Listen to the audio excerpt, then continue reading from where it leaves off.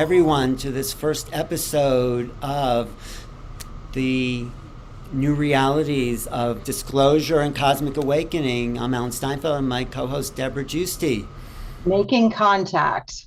Yes, and we're going to show a little clip here of what that means and what this program's all about. This is what we have in store for us this week and the next couple of weeks. From deep, deep in outer space to the planet Earth, to the red rocks of Sedona, to our online community here, comes a time, a message, a special series on making contact. There is no better time for making contact. I'm George Noory, host of the national radio show Coast to Coast AM. Alan Steinfeld has put together a well-conceived collection that covers it all. Thanks, George, for that introduction. This is Alan Steinfeld, the editor and author of Making Contact, which is a collection of writings of the best and brightest people in the field of ufology. I'm putting together a special series of some of these fantastic contributors to my book. People like Whitley Strieber, Linda Moulton Howe, Carolyn Cory, Nick Pope, JJ and Desiree Hurtak, Adam Apollo, the alien lady Mary Rodwell, and such contactees as Marina, Seren, and Kamora Jones and the art of Kamora Jones, plus some very special surprises in the field. Please join me for this fantastic series of dialogues as I dive deeper into anything I've done before. For more information and for a complete description of the 5-week course, go to makingcontactseries.com. George, any final comments? The contributions of all these people help to give insight into the multifaceted intentions of the phenomena, because making contact presents the opportunity for us to prepare to meet advanced civilizations. Someday, somehow in the future, the conflicts that have plagued our species for eons will come to an end. And by making contact, we will take our rightful place among the stars. The Making Contact series is presented by Alan Steinfeld and New Realities, Deborah Giusti and the Global Peace Tribe, in association with Neil Gar, Portal to Ascension, and Star Family Wisdom. Join us for this online series, Making Contact, the New Realities of Disclosure and Cosmic Awakening, Thursdays beginning May 19th from 5 p.m. to 7 p.m. Pacific Time. To find out more and to sign up, go to makingcontactseries.com. See you there. Well, welcome everyone to what's going to be an incredibly informative, fascinating, and cutting-edge program, Making Contact, the New Realities of Disclosure and Cosmic Awakening. And you're definitely in the right place at the right time if you're with us live right now, or you're watching this replay to explore the latest information of what's currently being revealed in terms of UFO disclosure, but more important, to go beyond acknowledging that they're present and to deeply understand and experience our true relationship with galactic civilizations. I'm Deborah Giusti of the Global Peace Tribe, along with Alan Steinfeld of New Realities. We are excited to bring you this series, which features the top experts in this field, including investigators, whistleblowers, scientists, all the way to starseeds, experiencers, and even hybrids. Well, this topic of UFOs has always been a passion of mine. I pursued it ever since I was a child. And like many of you, I've been aware that the truth about contact has not been available on mainstream media. So I've always pursued the underground sources. But the time is now. During these unprecedented times, all that has been hidden is coming up to the surface to be revealed and hopefully healed as we work together to create the new Earth. So we've seen this totally in the last 2 years with so many issues in our world that were previously hidden, whether it's secret government, child trafficking, environmental destruction. Now the information is out in the open, and the internet allows us to communicate this all over the world. And this is certainly true with UFO disclosure. Synchronistically, 2 days ago before this launch, the US Congress held the first public hearing on UFOs in 50 years. More than 50 years ago, the U.S. government ended Project Blue Book, an effort to catalog and understand sightings of objects in the air that could not otherwise be explained. For more than 20 years, that project had treated unidentified anomalies in our airspace as a national security threat to be monitored and investigated. In 2017, we learned for the first time that the Department of Defense had quietly restarted a similar organization tracking what we now call unidentified aerial phenomena, or UAPs. Unidentified aerial phenomena are a potential national security threat, and they need to be treated that way. For too long, the stigma associated with UAPs has gotten in the way of good intelligence analysis. Pilots avoided reporting or were laughed at when they did. DoD officials relegated the issue to the back room or swept it under the rug entirely. UAPs are unexplained, it's true, but they are real. They need to be investigated, and many threats they pose need to be mitigated. And I'm sure you're also seeing all the documentations of sightings now in mainstream media, and with the new platforms on the internet evolving now beyond the censorship, bits and pieces of the puzzle are being released to the masses. This is a video from the Pentagon that shocked the world when it was released in 2017. This is the famous Tic Tac video from the USS Nimitz. You can hear the pilot say, look, there's a fleet of them, but of course, we're not seeing that fleet. We're only seeing what they chose to show us on their radio scope. That's not our LNS though, is it? There's a whole fleet of them. Look on the ASA. My gosh. They're all going against the wind. The wind's 120 knots from the west. Look at that thing, dude. That's not our LNS though, is it? It's not. That is the LNS, dude. Well, if there's like... Look at that thing. It's rotating.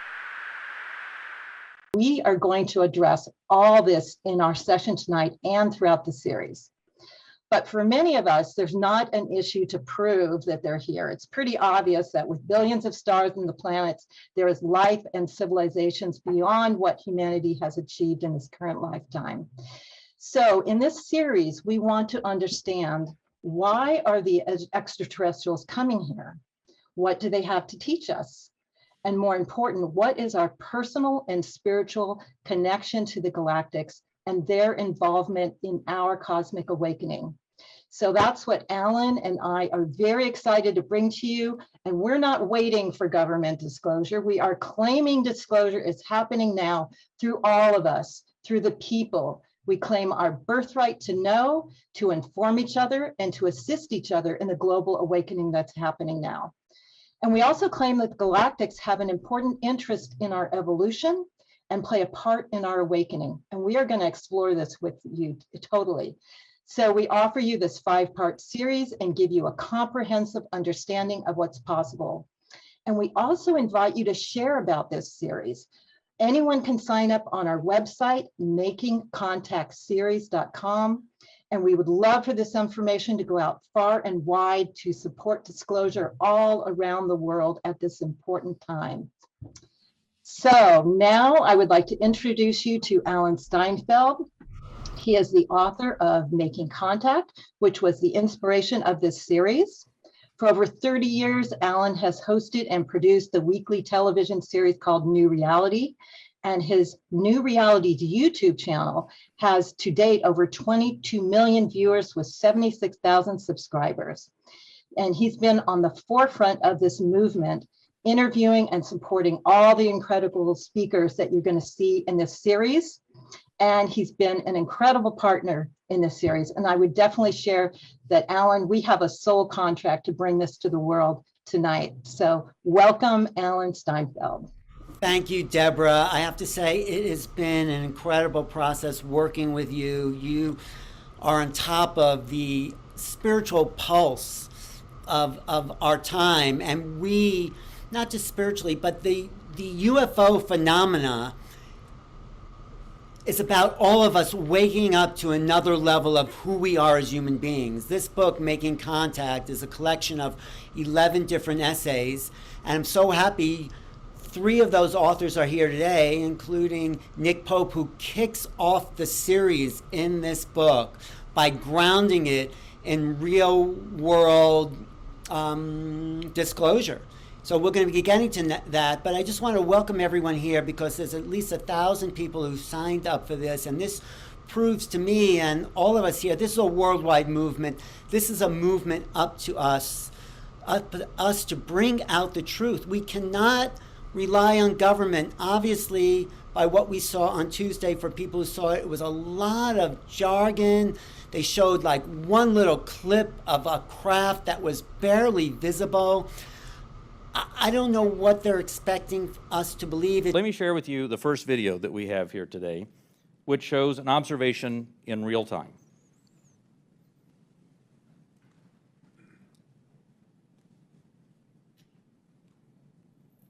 There it was.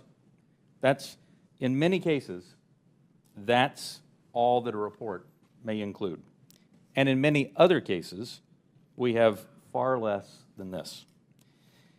As we detailed in both the unclassified and classified versions of the preliminary assessment released by the Office of the Director of National Intelligence last June, this often limited amount of high-quality data and reporting hampers our ability to draw firm conclusions about the nature or intent of UAP.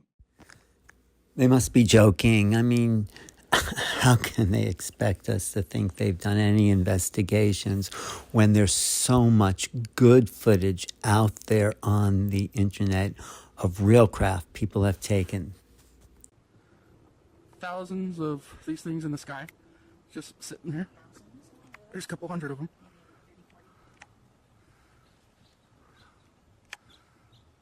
Little white orbs. I'm not sure if they're balloons, but there's hundreds of them. And there's a cluster of 3 doing the... Now there's one flying in between the other 2 that I'm watching. These are not balloons. These are not balloons, people. This is beautiful. A sighting over Carmichael, California. The time is, I don't know what the time is. It's 5 o'clock, 6 o'clock. I noticed them when I was in my pool. Oh my God, people, I could film this for hours. I'm soaking wet because I was in my pool when I first saw them. I saw them when I saw a helicopter. It just gives our movement more fuel to come forward with a deeper truth. So we are at a threshold of a new time. And for me, and I know JJ and Desiree and Nick, this is a moment we've been waiting for. So we're all in this together. You know, I like to quote Martin Luther King, who said, we may have all come here on a different ship, but now we're all in the same boat. And we're waiting for that ship to arrive, that new ship. But anyway, here we are at a moment in history, and this is why me and Deborah have decided to do this event right now. And it just so happened that there were these congressional hearings just 2 days ago, and we're going to talk to the guy who's really on top of what's going on with the disclosure movement. I'll just introduce Nick Pope, and then I'll go, after Nick presents, we'll talk to my friends, Doctors JJ and Desiree Hurtak, about the sort of the cosmic origins. But for Nick, I'm really happy he's here because, like I said, he kicked off the book with the first chapter about why governments don't tell us and what they will tell us. So maybe we'll go a little deeper into that today.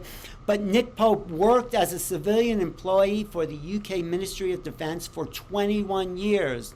And for much of the early 90s, he posted to a division where his duties were to research and investigate the UFO phenomena, to assess the defense, national security, and flight safety implications.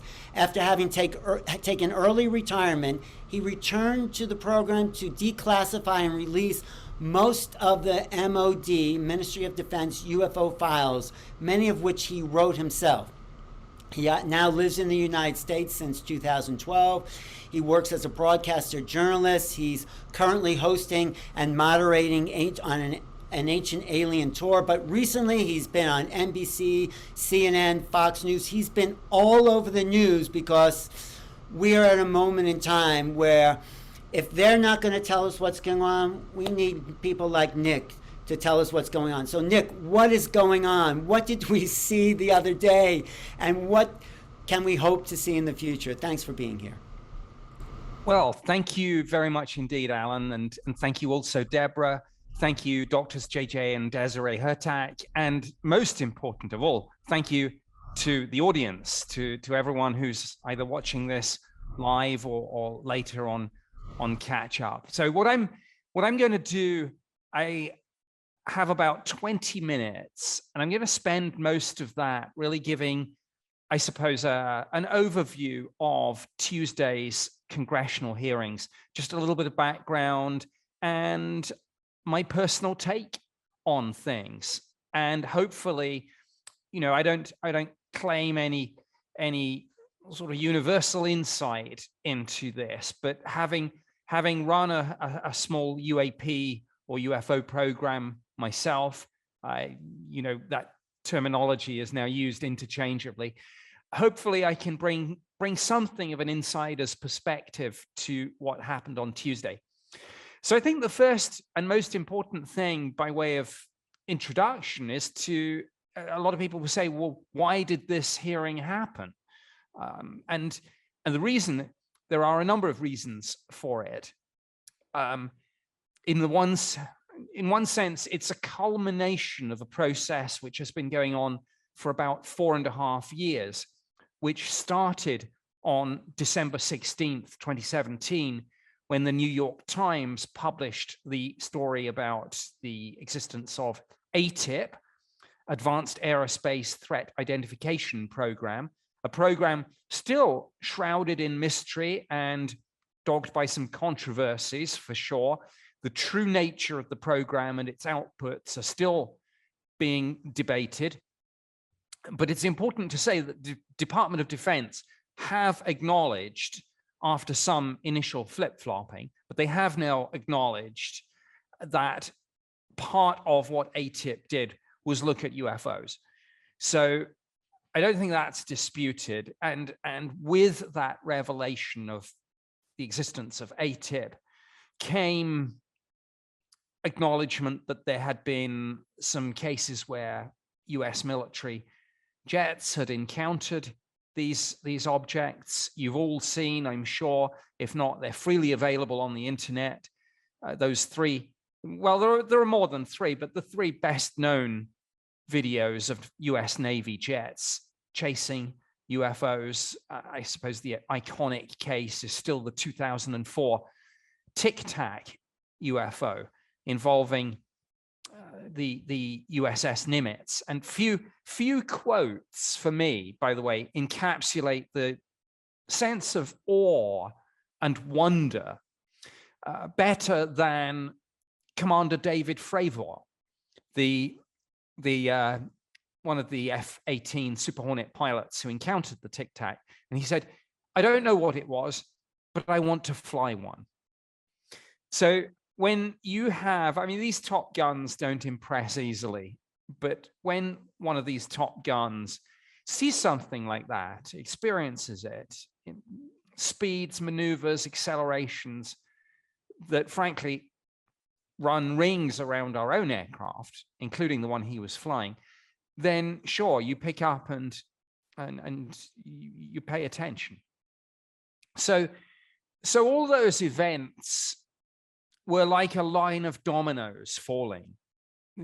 The existence of ATIP, the US Navy videos, a number of pilots and radar operators coming forward to talk about this, some of the intelligence community personnel who had been involved in some of these programs, the UAP task force, classified briefings in Congress, the list goes on and on.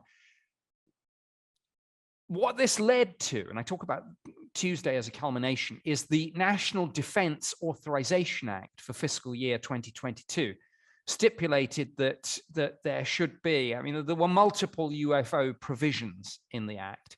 And one of the things it called for was regular classified briefings of Congress, but also at least one annual report to the public. Now, we had a preliminary assessment, if people remember, last June, when the Office of the Director of National Intelligence published a 9-page unclassified summary. Again, none of this is in dispute. You know, if those of you who've been involved in this subject for a while will know that almost every previous occasion where there've been videos of pilots chasing UFOs, documents purporting to be government documents, people have challenged it, and rightly so. It's always good to ask questions, but this is 100% verified. Everything that I'm talking about can be seen on the Department of Defense website, the Office of the Director of National Intelligence website. It's all up there. It's all confirmed as genuine. They don't necessarily profess to know what it is, but it's out there and it's official. So multiple UFO, UAP provisions in the Defense Appropriation Act. And so one of the people who felt most strongly about this was Congressman Andre Carson. And so on Tuesday, the so-called C3 subcommittee of the House Intelligence Committee had this hearing. And C3 basically is counterterrorism, counterintelligence, and counterproliferation.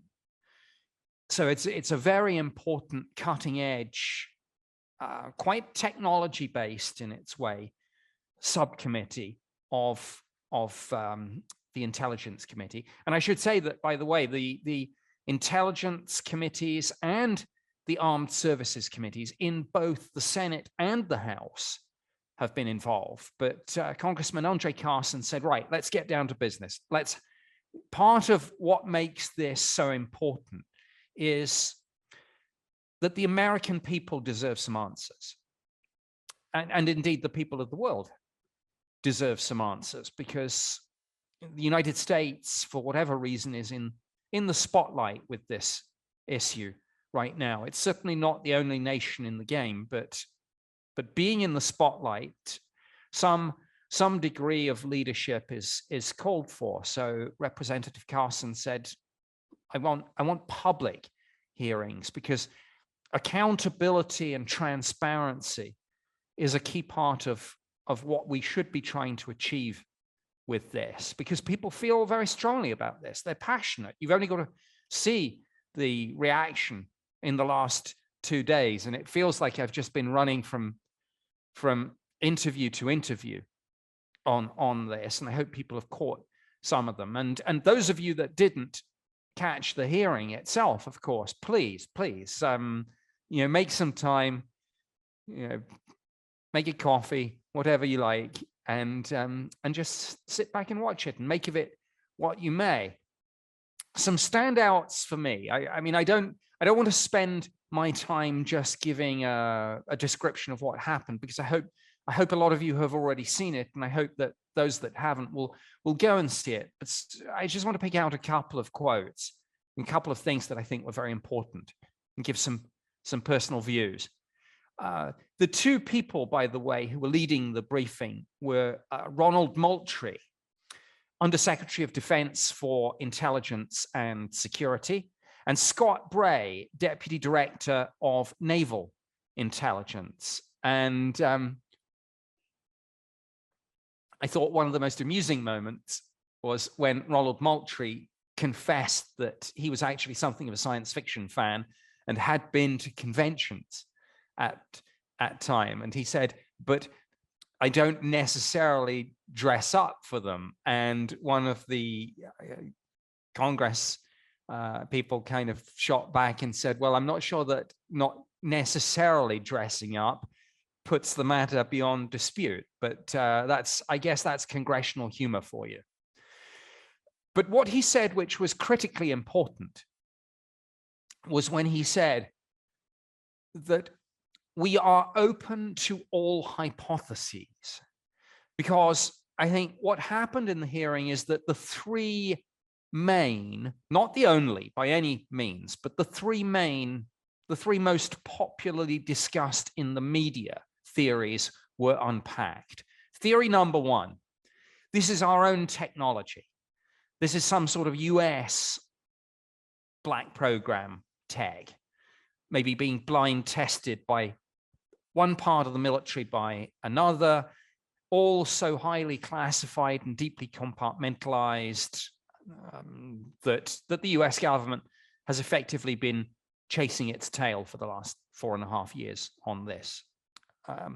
Theory number two, that it's adversary technology, adversary drones, China, Russia, whoever it might be. Theory number 3, of course, the one that's captured the media and the public imagination, is that it's extraterrestrial. So it was very, very important. Look, they don't necessarily want all the hue and cry that comes with this. So if they were able to eliminate that option now and take it off the table, and if they were able to defuse all this interest, they would like nothing better.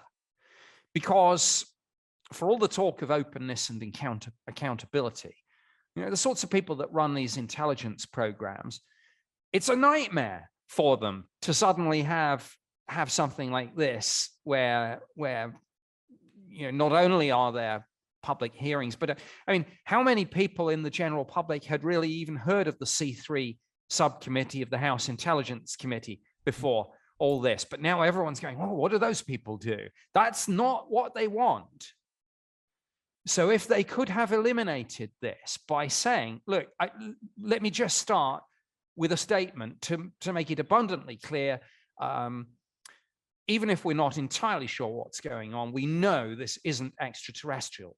They did not make that statement. They could not make that statement. All hypotheses are still in play.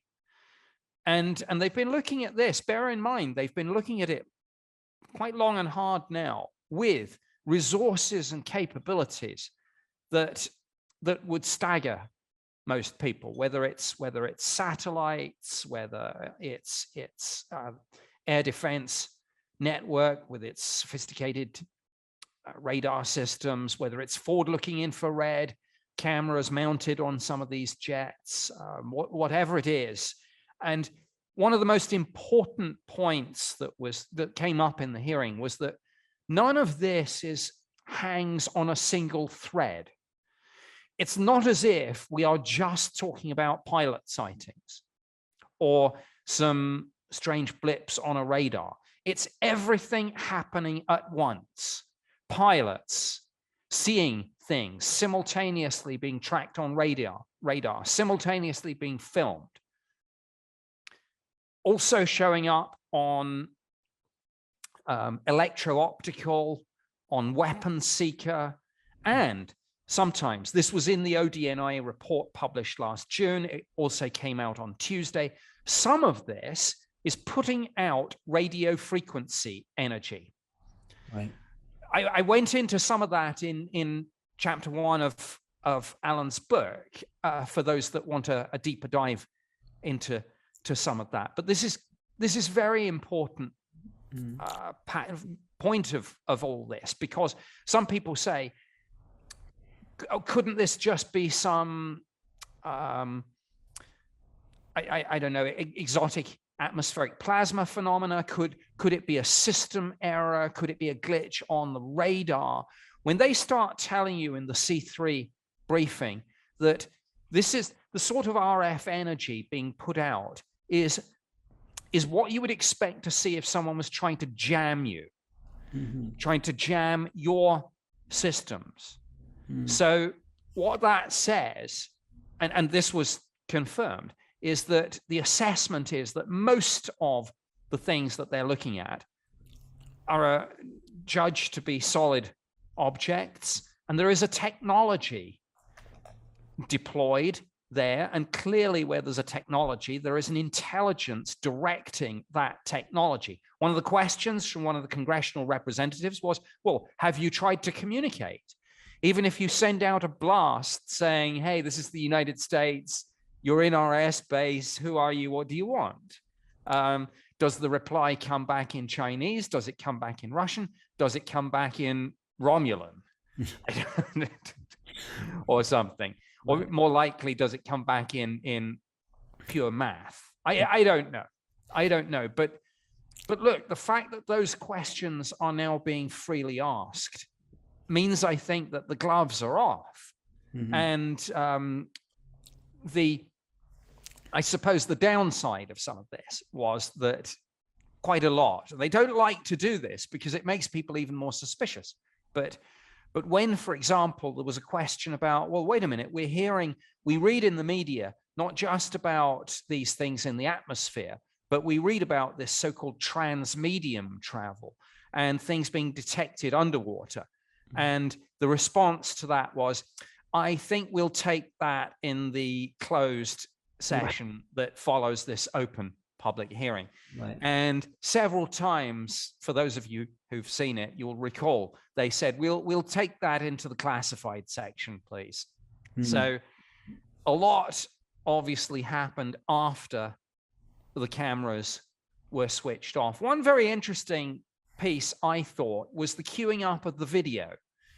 They didn't select the most interesting video they had, not by a long chalk. Right. They actually, I think, picked arguably the least exciting. And if you're wondering if there's a reason for that, absolutely there is. What you want to do when you're running something like this is you want to show your weakest material, your most prosaic stuff. So, because you don't want, as I mentioned earlier, you don't want this under the spotlight.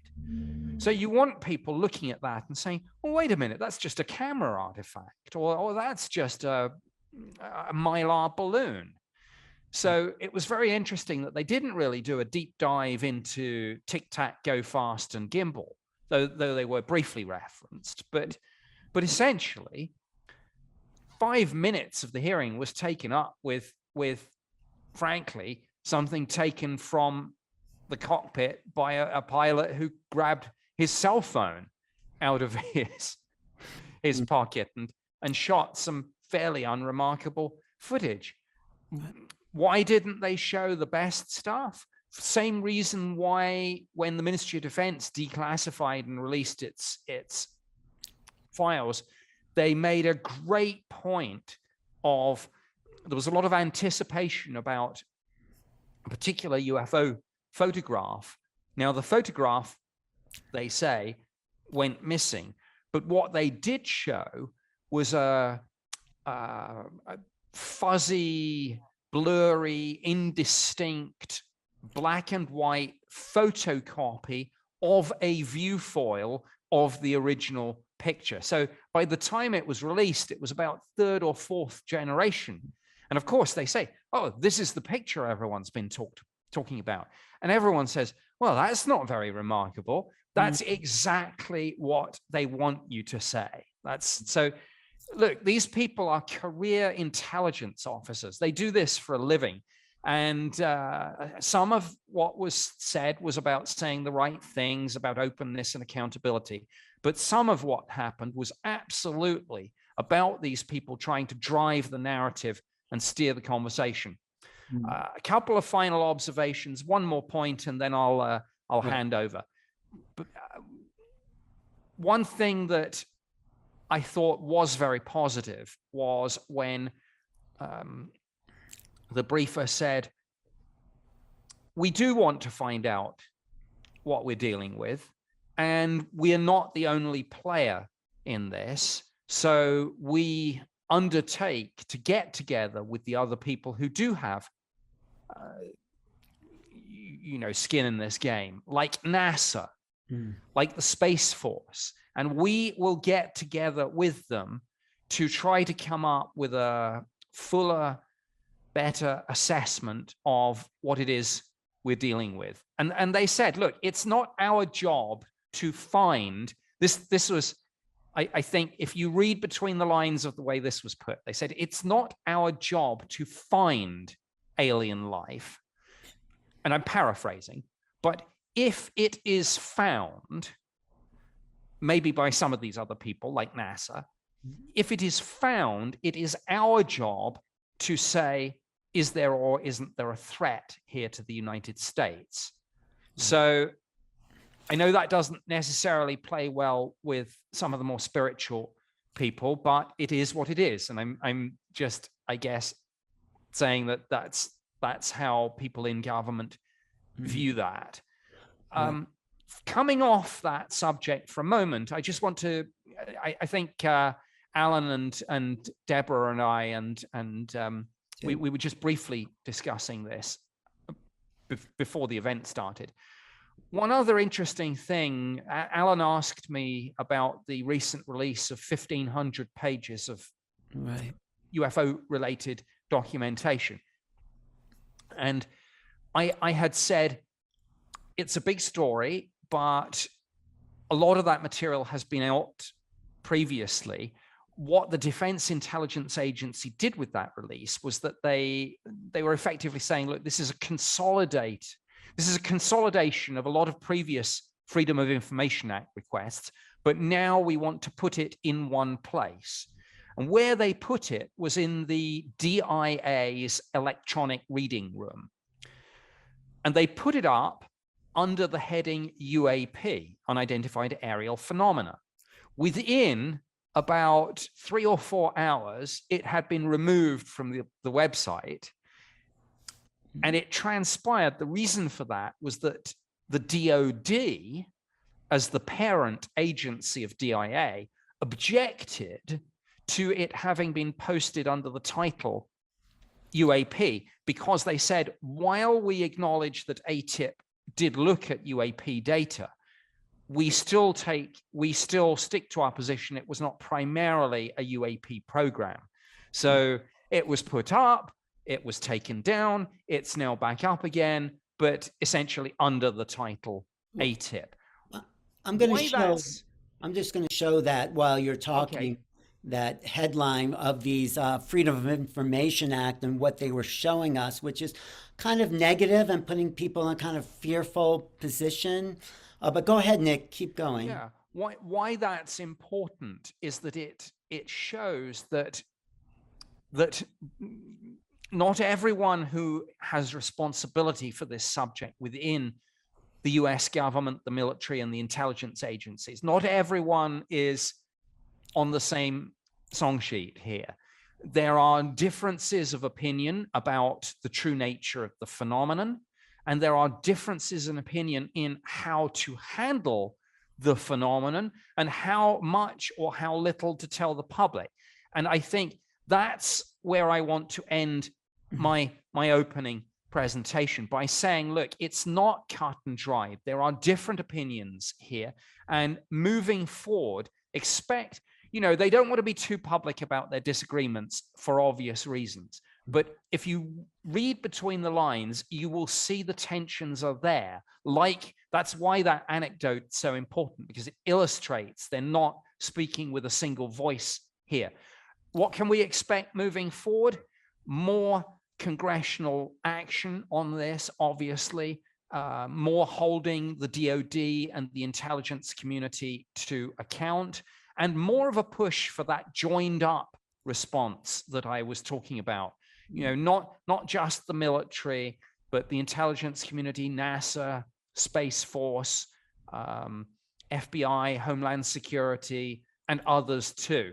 And long overdue, the scientific community, people like the Galileo Project, perhaps run by Professor Avi Loeb at Harvard. So interesting times for sure. Tuesday was an important step.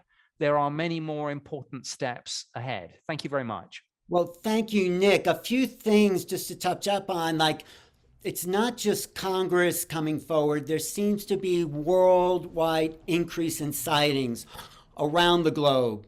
So that's one thing that is also pushing this envelope forward. There's something else I want to ask you about. This is a tweet by Adam Schiff on May 16th, 2022. There's much to learn about unidentified aerial phenomena, but one thing is sure, the American people deserve transparency. And obviously, we didn't get transparency at all. So, Nick, and maybe JJ and Desiree could jump in, who's making the decisions about how, certainly not the guys we saw on Tuesday. They're just probably fall guys. So who's pulling the strings behind the scenes? Well, on Tuesday's hearing, I think the answer to that question is very clear. SecDef. So the Secretary of Defense on this. On some of the other aspects as we get into more on the intelligence side. Obviously, it will be DNI Haynes. And what is their investment? Are they want to cover the secret? Haynes actually mentioned the word extraterrestrial. How invested they, in your opinion, do they want to keep it secret, or are they slowly leaking it out because they're obviously not coming out with it all at once? So what's your opinion? Well, I think it goes back to what I was saying about they're not speaking with one voice. Frankly, Alan, they're in a little bit of a mess at the moment. And I think there are, I don't want to overstate this, but I think it is fair to say that there are factions. And when you talk to Danny Sheehan, I don't know that he's going to be able to say much about Lou Elizondo's complaint to the Inspector General because that investigation and things is still going on. But if he can maybe say something about it, I think the fact that there is a complaint like that is illustrative of this factional fighting that I'm alluding to. And I think, frankly, they're a little bit stuck at the moment, but something else that's at the back of their mind, I guarantee, is this. James Webb Space Telescope is now out there. And I think it's really, really focused people's minds on, look, the moment they point that thing in the right place, if there is something like a Dyson sphere orbiting a nearby star system, it's going to be game over. And I think it's a realization that something like that is possible that's causing some of these people to say, hey, look, we want to be ahead of the narrative here. We don't want to be reacting. So maybe let's try and put ourselves in the driving seat. But as I say, there are still factions, there are still disagreements, and expect some of that. And it's not, by the way, very important point, it's not party political. One of the great things about this is that it's bipartisan. My goodness, how few issues are there where you can get somebody like Marco Rubio on one side and Kirsten Gillibrand on the other, standing shoulder to shoulder, agreeing with each other that more should be done about this, and people should. I want to bring in doctors JJ and Desiree Hurtak, who've been, but thank you, Nick, and stick around because there's a lot more to go into and unpack. And, you know, for people just finding out about this whole cover up and disclosure, this is a story that's been in process for 75 years at least. And it's pretty exciting. It's like a Shakespearean drama where you think you're getting close to the end and people are coming forward and they're hiding the secret, and now more revelations are coming. But the truth is, the recent 2022 hearing in Congress was a step backwards, especially if we listen to what was said 70 years ago. Often limited amount of high-quality data and reporting hampers our ability to draw firm conclusions about the nature or intent of UAP. As detailed in the ODNI report, if and when individual UAP incidents are resolved, they likely fall into one of 5 potential explanatory categories: airborne clutter, natural atmospheric phenomena, U.S. government or U.S. industry developmental programs, foreign adversary systems, or a other bin that allows for a holding bin of difficult cases and for the possibility of surprise and potential scientific discovery. The Air Force interest in this problem has been due to our feeling of an obligation to identify and analyze to the best of our ability anything in the air that may have the possibility of threat or menace to the United States. In pursuit of this obligation, since 1947, we have received and analyzed between 1,000 and 2,000 reports. However, there have been a certain percentage of this volume of reports that have been made by credible observers of relatively incredible things. It is this group of observations that we now are attempting to resolve. So in 1952, it seems like the military is ready to at least volunteer a little more information. You'd think we would have progressed that much time, but no, we're back at square one. So that's why I invited my friends Doctors JJ and Desiree Hurtak, who have been in the investigation of this phenomena, well, for 49, 50 years, and they really have a handle on what are they covering up, what's really going on, and the big picture of cosmology. So, JJ, Desiree, what's your response to what Nick said, and what do you have to add? Well, I have to say, first of all, thank you, Deborah, Alan, and Nick for having us all together. And I just wanted to say what we really did like was the fact that Scott Bray, who is Deputy Director of Naval Intelligence, was one of the people called forth, because years ago, Dr. Hurtak and I were very good friends with an admiral who said, yeah, I mean, the Navy is back in those days, and that was 70s and 80s, was far beyond even the Air Force in understanding the existence of what he called extraterrestrial intelligence. Of course, he didn't make a public statement about that, and he's no longer on the planet. But bottom line, the Navy really, and we always said this in many, many talks that we gave over the past years, the Navy is really on top of it. Now, of course, it's gone out to the Space Force and the Air Force and other things like that. But I thought it was interesting that some of the very first talks publicly, like we just heard, had this naval director. And I applaud him, even though the pictures were not good, for being able to at least come forward and try to say they're doing something. And I think that's about as far as they went. Right. I also would like to add, years ago when I worked with Dr. Alan Hynek in Brazil, Alan said Project Blue Book, which closed in 1969, was a cosmic Watergate, a $6 million cover-up. And you can add zeros in the last 52 years to $6 billion cover-up, because the Tic Tac event was really from the oceans. That was the authentic Watergate update, or water, should we say, portal to a whole new cosmology. So there's so much that was left out of the discussions as of today that bears a reconsideration.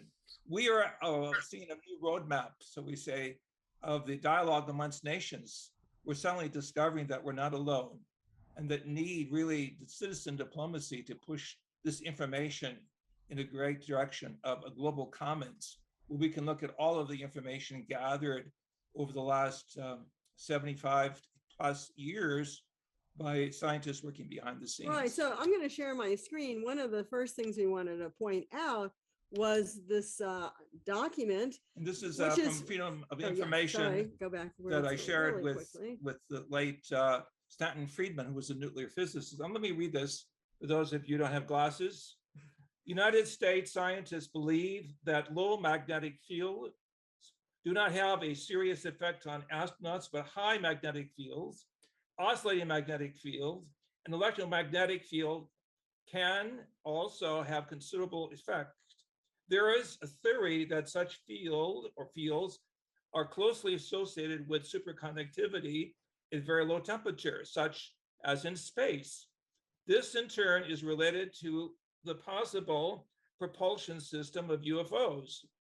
There is a rumor that fragments of a possible UFO found in Brazil bore a relationship to superconductors and magnetohydrodynamics. This is a subject that was forbidden to be discussed in scientific papers, both in Russia and the United States, for many years. But I had the opportunity to work behind the scenes at low profile, of course, for many years in field investigations. And part of my work took me to Brazil. I connected with those in government there, and I had the opportunity to bring back some of the metallurgical specimens that were then given to NASA and Air Force intelligence. And like British intelligence, the Brazilian intelligence have come forward and say, hey, we've seen some very unusual things. You know, we think that they are maybe not of this world. And, you know, they're willing to move forward. It really does seem everyone's waiting for the US government to say something. And it is such a slow release. You know, I hope it's even in my own lifetime. But I do feel, because there's so much more going on from the other side, from these extraterrestrials. So we have to look at the cosmic landscape of what the other nations have done also behind the scenes in the last 75 plus years. So we can go to the next document or exhibit. Wait, this is Desiree, I just want to ask you one question. You say that the ETs themselves may be in on not coming forward right away. Is that what you're? Some people have said that. I believe they're probably going to slowly have more and more contact with humans. I think they have been. But actually, Alan, as you've said many times, I think it comes from Stanton Friedman, that, why would these extraterrestrials want to work with people that are interested in tribal warfare? And I've often quoted the New York Times, who said the last 3,000 years of history, we've had about 270 years of global peace. That's not a very good thing. Why do they want us up there? In fact, we're not going to show it tonight, but there was a Russian Phobos probe to the satellite of Mars. And, some people say that it had some nuclear stuff in there. Or dual use technologies, the technical word. In 1989, it was intercepted. We have the actual pictures and film release from Russian authorities, which were not released in this country, but on Mexico City television back in 1989, showing that there's more to the story. Right. And so they really don't want certainly nuclear. We can see that with Bentwaters and many other things. They don't want any of that of us out there in space. And I think if we're willing to go beyond that, which many people have claimed to have said, including the movie, The Day the Earth Stood Still, if we're willing to go beyond that, then maybe they will have better contact. Here's a sample.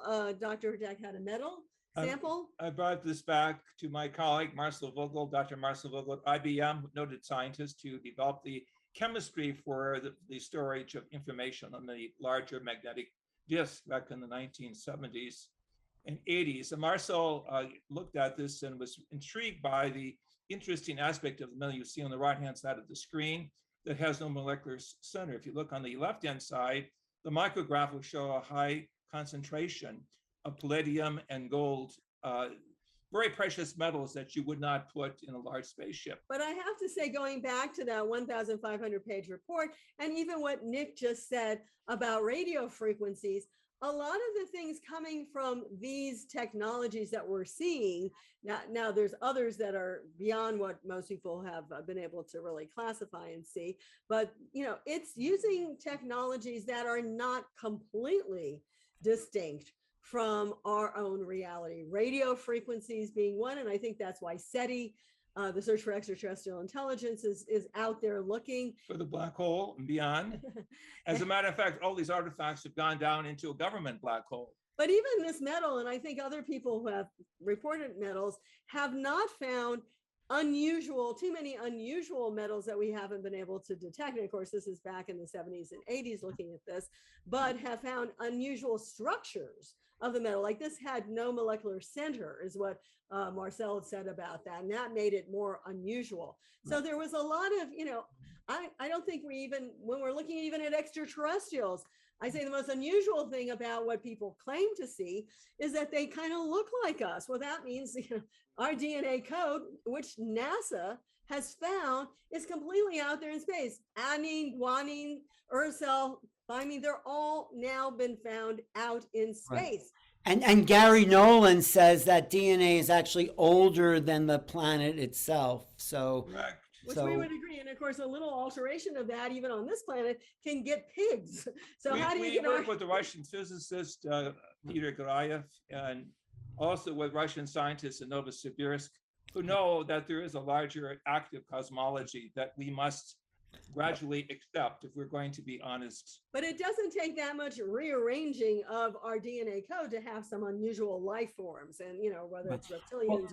Let's go into Gordon Cooper, because he's one of the few astronauts that actually saw things before he was an astronaut. And right. Gordon and I and Desiree were close friends. We worked together on a book by Sidney Sheldon called Doomsday Conspiracy, which was the takeoff of a military officer in Europe that had physical contact with an extraterrestrial. Gordy was the flagship for this, and he was very close to us. In his book released in 2000 called Leap of Faith, I quote the following: "The first American president to answer a question at an official press conference about UFOs, following a rash of public sightings, President Harry Truman said on April 4th, 1950, quote, 'I can assure you that flying saucers, given that they exist, are not constructed by any power on Earth,' end of quote." This is on page 89 of this remarkable book. So actually, here's a president that's saying more in the past than we are saying today. And I know, Alan, you and I were. But even more provocative is what he says on the following page, quote, "But as I see it, our government is now trapped in a big box of old lies. It's going to take a lot of courage on the part of some future administration to say, quote, folks, our government has been lying to you all these years. Now we're going to come clear and tell you the real truth," end of quote. As I said, that's going to take courage, something there doesn't seem to be in surplus of it in Washington these days, end of quote. And so Gordy, one of the Mercury 7, one of the great pioneers in outer space, a man of faith who prayed in outer space, said to us privately, we're going to have really a reformation within the government, bringing together all the disciplines, not simply aerospace information, but environmental information, things dealing with the economic changes, the social changes, all of these, should we say, isms that will have to be reset according to a higher cosmic blueprint. So one of the interesting things about Gordon Cooper, I always say, is that actually in 1951, when he was just simply flying advanced planes, similar to what would be the equivalent today of favor from the F-18 Hornet, he actually was paralleling East and West Germany. And he said he would go there with these, and he'd see MiGs next to him, and they'd be paralleling each other over the borders, kind of, making fun of each other. And he said all of them looked up and they saw a flotilla, not just one, but a flotilla of extraterrestrial spacecraft. And he knew, he was one of the top, pilots at the time. He knew what our technology was. This is in the 50s. We're not talking now, this century. So he knew what we had, and he knew that we didn't have that technology. He came back, he reported it. What did they do? Put him in a straitjacket? No, they made him an astronaut. And I say that really means the fact that there's those people behind some of these programs that knew extraterrestrials were there, were watching. And we even hear that from Buzz Aldrin. If you go back to his older stuff, he doesn't like to talk about it today, but he said the first time they went, really, which was the touchdown on the moon, they were followed by lights all the way there, not just locally. So, there's so many people that have made public statements about this that are very, very credible. And still, we get what we had on Tuesday, but it's a step forward. I agree with Nick.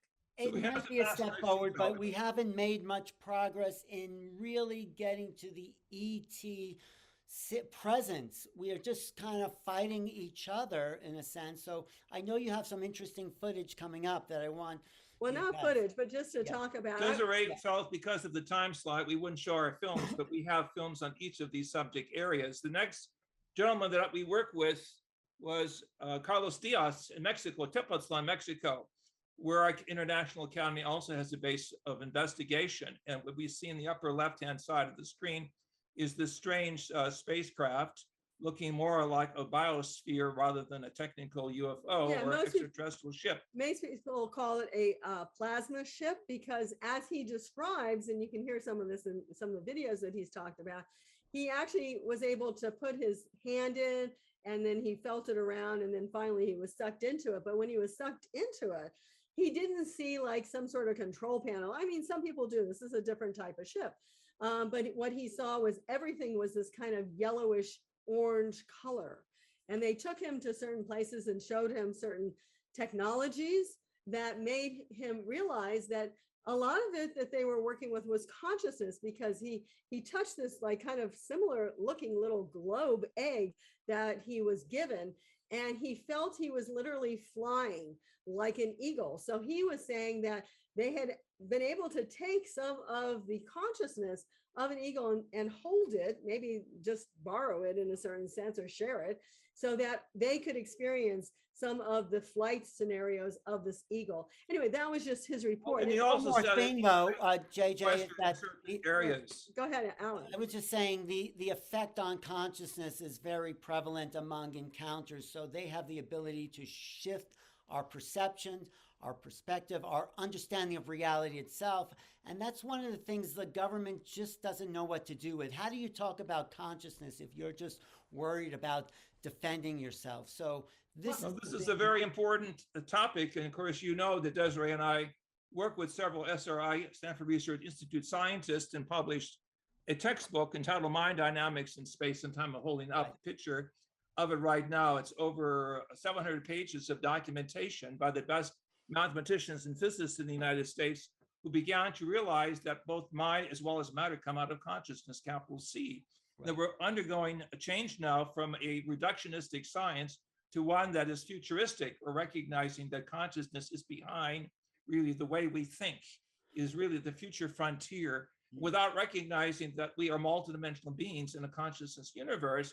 We have no opportunity to see the big screen of how there's interconnection between the micro and the macro. Well, one of the persons who did put that together was who we see here, George Van Tassel, who was one of the early contactees in the 50s, and he was directed to build this chamber called the Integratron when he was out at Giant Rock in Joshua Tree, Yucca Valley. And so we worked with George. We knew him back in the 60s and 70s. And we were very well acquainted with him. Of course, he was an aerospace engineer that worked with Howard Hughes. But I want to say something about that, because we've also worked with some scientists who have had contact in Silicon Valley. And Alan, as you know from your book, Making Contact, that even just seeing a UFO, there seems to be this quantum entanglement. And I think that's so interesting. But also what that means, and one of the reasons I also don't think that the government has released such information, is because once you are quantumly entangled, you can get downloads. Now, George Van Tassel was sleeping out there at Giant Rock. You can see that in the black and white. In the 1950s. In the 50s. And he, for some reason, woke up, went outside, saw this guy look just like us, only probably good looking in a certain sense, in his 30s and 40s, even though he's like over 400 years old, and a spacecraft landing right there. And after that, his whole thing was incorporating a better technology. And I think that that kind of also has happened to many people who've had contact. How do you incorporate that? And some of it is really coming in downloads of information for scientists. And that might be one of the reasons why the government is not so. I also want to say I was a co-producer of a film called Calling Our Earthlings, which was a documentary about George Van Tassel. And he was directed by these ETs to build this regeneration chamber. And he mysteriously died before he was able to complete it. And that's sort of what we recommend this film, because Desiree and I, as scientists, working with acoustical physics, were instrumental in the testing that was done years ago when George was alive. There on the left-hand side of the screen, you see the large groups that would gather out at 29 Palms in Southern California. On the right-hand side, more recent times that even involved you, Alan. You were there for some of the musical tests that we did, and people who were within the sound chamber felt the consciousness being raised and elevated to a remarkable state, of feeling oneness with the greater picture of life. And it's actually not that far away from the Air Force Base, where Gordon Cooper had a second encounter. Is actually his, we'll say those under his command actually took pictures of extraterrestrial spacecraft. He then retrieved that and sent it on to higher up. Joshua Tree area is a big contact center for people. It was a place also where the indigenous would gather to make prayers to the higher world. I want to say this also with respect to Carlos Diaz, a man who was very sincere and humanistic in his heart. Very little furniture in his home, only had a picture of the Christ on the wall, signifying that he was more interested in the spiritual significance of the contact story. So we want to go on to Africa, because we want to include people from around the world. One of the other exciting areas that we worked in back in the 1980s and 90s was we spent time with Credo Mutwa, the great Zulu shaman, who was native in his theology, but also Christian in his theology. And so he uniquely combined both perspectives. And we had the opportunity to do a film that you see advertised on the right-hand side of the screen at War II International Film Awards, where Credo speaks of his own personal encounters with extraterrestrial life. Well, he actually had a classical abduction by these little beings, just what you'd hear at any conference. The Zulu medicine man had one of those typical encounters. There's more to it than that, because Credo went on to outline many different ET types. This will be in our new book entitled Image and Similitude. look at these 82 species currently being entertained as, should we say, other possibilities of life. Right, he did some of the drawings for us of what he saw, and he had several encounters. And I think that's not uncommon. In fact, Alan, I don't know if you're having Travis Walton on, but one of the things is his main experience was profound, but it wasn't the only time he ever saw anything. So it tends to repeat itself, you know, and even sometimes goes into families. But he himself had several encounters. And he often said, you know, the people who were more modern, they were more in fear. The people who are more, we'll say, you know, people connected more with the earth in that sense and with ancient legends had a greater understanding. So I think, you know, that's why the indigenous people are actually. He also said his ancestors, or at least the African peoples of East Africa, had a unique cosmology of life once on Mars. And so one of the people we went to see, we introduced John Mack to was Credo Mutwa, and of course there were other people that brought him to South Africa. And the famous John Mack, psychiatrist from Harvard University. And of course, Danny Sheehan saved his job because basically when John Mack started saying, hey, these people are really having experiences, like they wanted to get rid of his tenure. People don't know who John Mack is. He was a professor of psychiatry at Harvard University, and he started to look at people who've claimed to have experience, and he validated their experience. He said these people are not crazy, and Harvard didn't like that. They wanted him to put some psychopathology on these people. He said, no, these people are just as normal as anyone else. And he said, what we have to do is change our worldview. So it's always going to be the naysayers who do not see the larger screen and connect the points of civilization. Yes. Mack's contributions are tremendous, and we want to thank you for including Mack in your book. Yeah, I actually have an unpublished essay. The next edition will include some of the work that I did with Mack in South Africa with Credo, and also the children who were seen and observed by different educational authorities as not going so much through cultural shock, but a type of enlightenment to recognizing we're not alone in the universe. Right, there was an encounter in Zimbabwe, right across the border from the Ariel School. At the Ariel School, and all the kids, they were out playing because the teachers were having like a PTA meeting type of thing, or at least a teachers meeting. And so they were out there, and this vehicle came down, a being came out, and really all the kids saw it.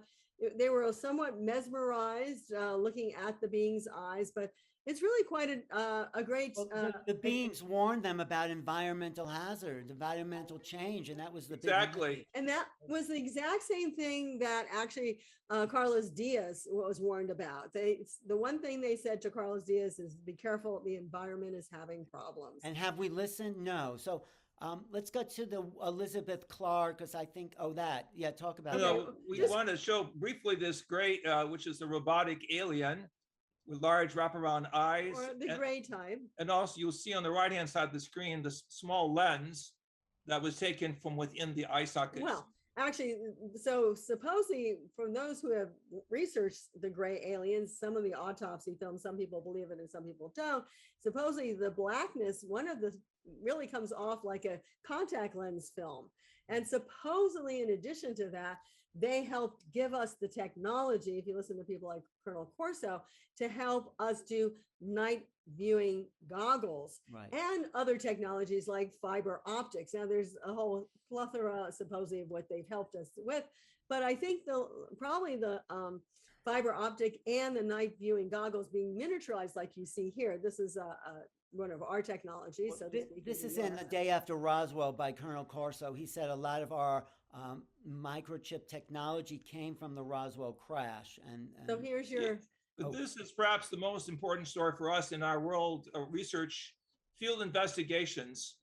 The story of Elizabeth Clark, who was actually working with British intelligence during World War II, looking at German submarine possibilities. And she had a contact story in the 1950s, and we got to know her very well because she sat upon the gentleman that you see here in the portrait that we're holding on the screen on the left-hand side, came from a certain star system. The planet was called Metone.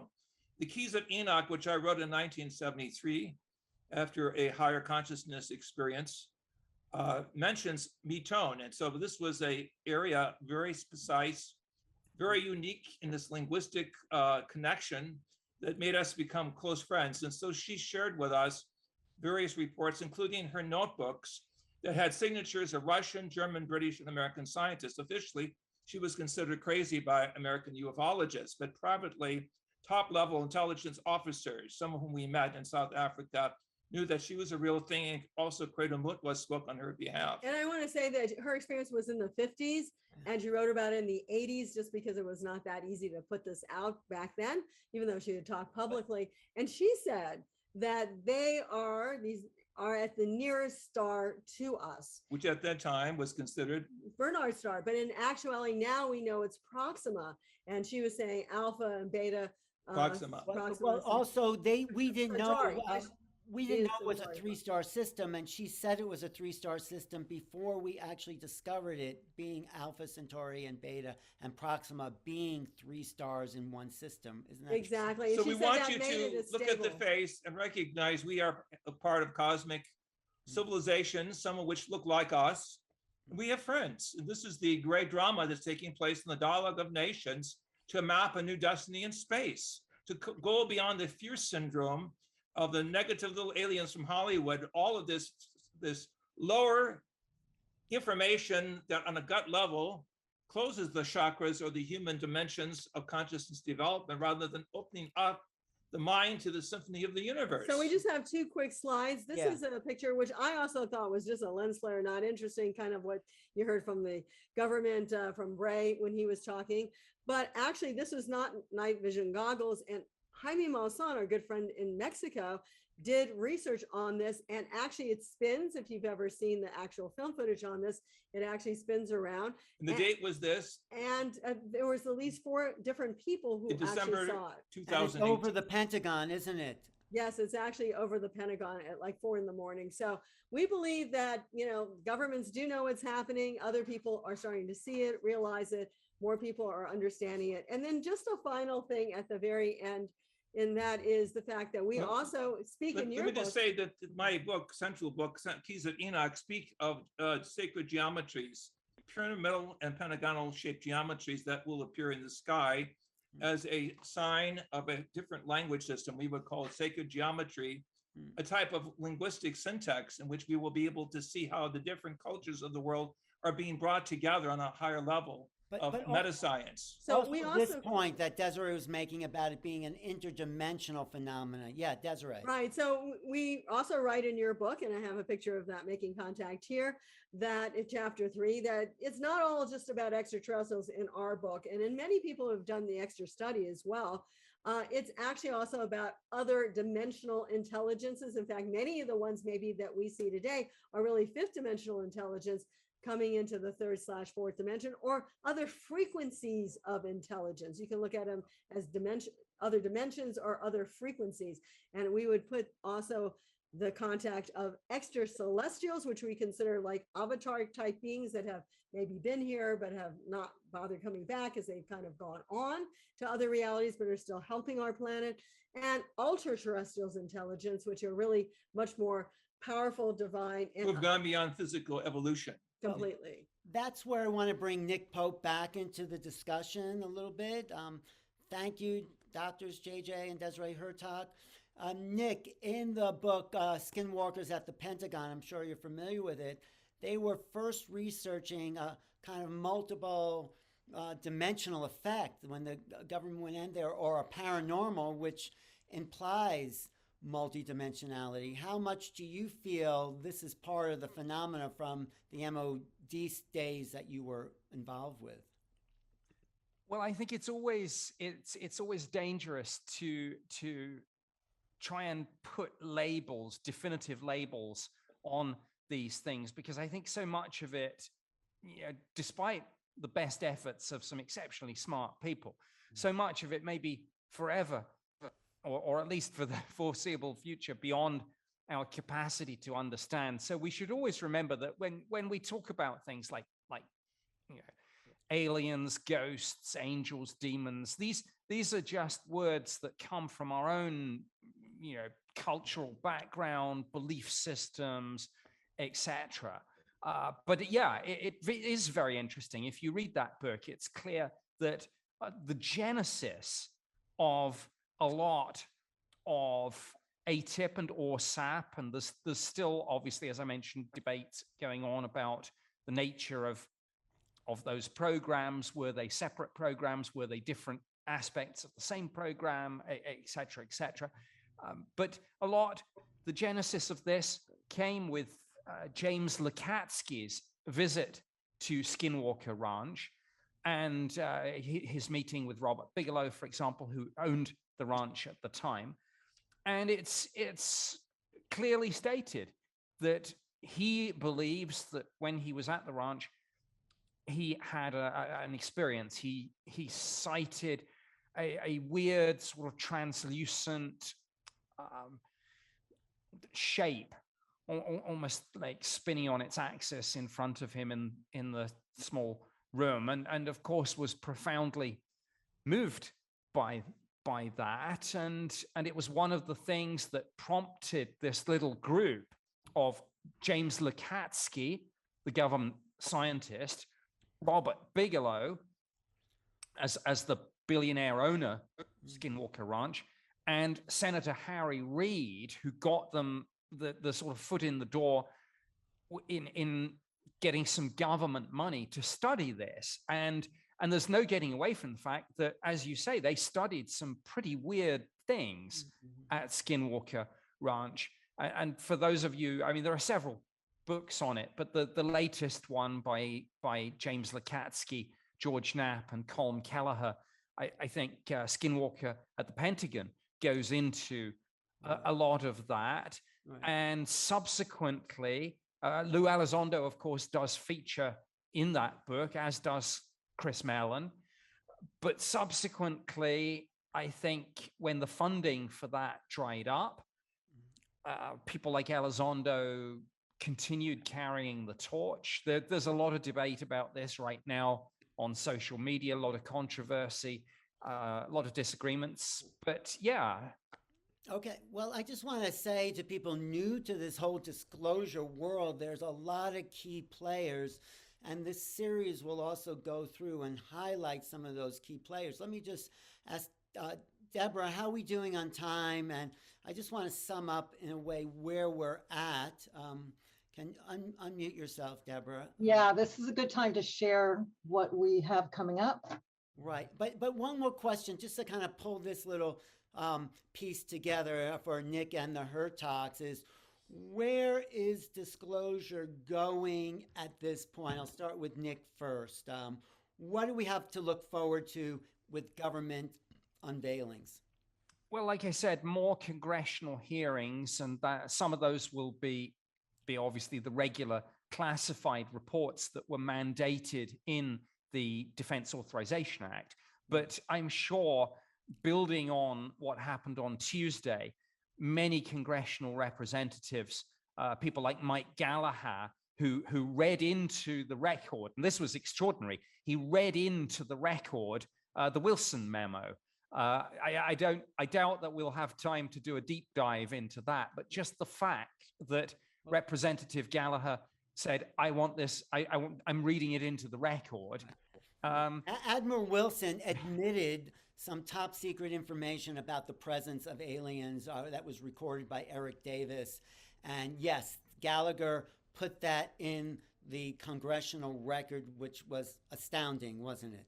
It absolutely astounding. So we're going to see, and Mike Gallagher wasn't the only congressional representative coming out of that session a little bit angry. You've probably seen a few little snippets. I mean, for example, it was quite extraordinary that Moultrie and Bray were asked about the Maelstrom incident from 1967, I believe, the alleged missile shutdown case, and they kind of looked confused. There was a grudging acknowledgement that perhaps they'd vaguely heard of it but didn't know much about it. Maelstrom was where UFOs shut down nuclear warheads. And we're going to have a little clip of Danny Sheehan talking about that. But I guess my big question is, how close or far are we from mentioning or getting the A word out, that yes, we're not alone? And what's your estimate on that, Nick? And I'll ask. Oh, I wouldn't like to put a a date on it, but I would look to the big science projects like James Webb Space Telescope, like the Square Kilometer Array Radio Telescope, when that's finished, perhaps at the end of the decade, as being either the discoverer of something or the enabler for this. Good point. Good point. Actually, I wanted to tell people asking questions. We're going to take questions at the end of the session, and hopefully we'll have enough time for all of them. Okay. Thank you, Nick. Doctors Hurtak, when do you think we'll get the full-on disclosure we're not alone in the universe? We know that already, and it's a public movement. It's a people's movement, but when will we get the official word? It's sort of like the church saying that we're not the center of the universe. So, well, this is a $64 million question. I was participating at the first disclosure conference back in 1995. With John Mack. With John Mack and others from throughout the world. And the diplomatic community was not ready for that information at that time. But I believe there's a surge forward in terms of the global interest in the subject. And I wrote a book called Negotiating with Other Worlds, where I said it's important to show the cosmic others that we are peacemakers, that we agree with the UN Charter that we are not going to put missiles and weapons of mass destruction out of space. Unfortunately, this nullifies what we believe one of the Russian missions to Phobos. We want to show ourselves that we are mature enough to make this great transition from humankind into spacekind. It may take several decades. It may be sooner than that, according to our indigenous friends here in Arizona and other parts of Africa and South America, who believe the galactic community is coming closer to visible contact because we have not heard the cry of Mother Earth, and we're dying. And the information from the United Nations and what we have seen at the South Pole, the rapid melt 10 times faster than mathematics suggested in 1976 shows us we're going to have to bootstrap some very important decisions to bring out a new sociology and psychology to go along with the technology and science of the extraterrestrial hypothesis. And one can go so far as to say, I think some of the extraterrestrials are here to try to help us with our environmental problems, again, not only through technology, but maybe through their own technology, such as what I believe there was a sighting of an extraterrestrial spaceship over Fukushima shortly after. And there's a place called, I think it's Tucha in Argentina that constantly, it's a nuclear power plant, but it constantly has leakages. And all of the declassified CI reports in 1976, they referred to nuclear weapon sites from Maine to Montana, visited on a higher level. So we know that the cosmic others want us to, should we say, stand back from the, what I want to call the technical drift towards self-destruction. And we've also supported a space treaty saying, let's not put any weapons at all into outer space. But that astronaut Edgar Mitchell was part of it. I just want to read: the need to ensure the use of outer space for peaceful purposes in accordance with Article 4 of the Outer Space Treaty, that is the UN treaty, remains relevant with the preferred interpretation of the concept of quote unquote peaceful and quote unquote non-military, instead of the municipal or the minimal non-aggressive terminology. So we are really at a standpoint between the spheres of making contact with our new self. This is the importance of your book, Alan. We must see ourselves as peacemakers at the edge of civilization, making this bridge to cosmic civilization. And then I just want to say the people who go out and do Close Encounter 5 meditations are putting out a feeling of love and openness. And those are the people that see it. Maybe I'll get John Martin on this program where he plays music to these spheres and send out love, and they appear to him all the time. So, okay, let's move on, but thank you. That's a good wrap. Stay there. And Deborah, what do we have to look forward to now? Unmute, Deborah. Yes. You're good. Well, we've got more of this and much, much more. You guys, you were amazing. Thank you so much for enlightening us with what's happening now, and for your passion of being on this for so many years to help us with what's exploding now in terms of all this information. So thank you so much. And we've got a 5-part series coming up. Right. And we're going to show you some clips of some of the amazing speakers that are going to be coming to you.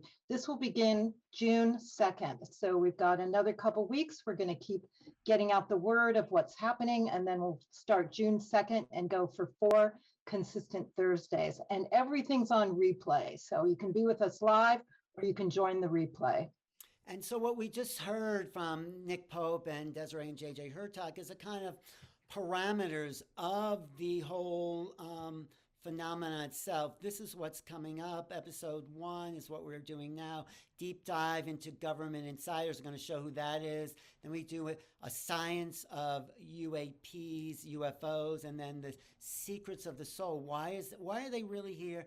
And then we finish with a starseed roundtable. So I'm going to show a little bit. This is part 2, and this is with Danny Sheehan, the people's lawyer, the person who's defended John Mack and a lot of public interest groups, and Steve Bassett, who's the only lobbyist in Washington who's fighting for UFO disclosure. So this is Danny Sheehan first, talking about this issue.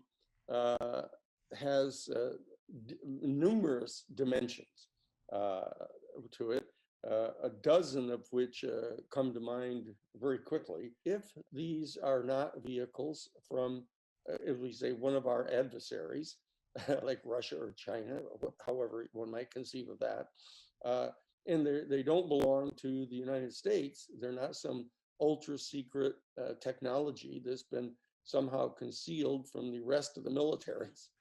From the perspective of the Defense Department, some potential threat in their peculiar perception of things.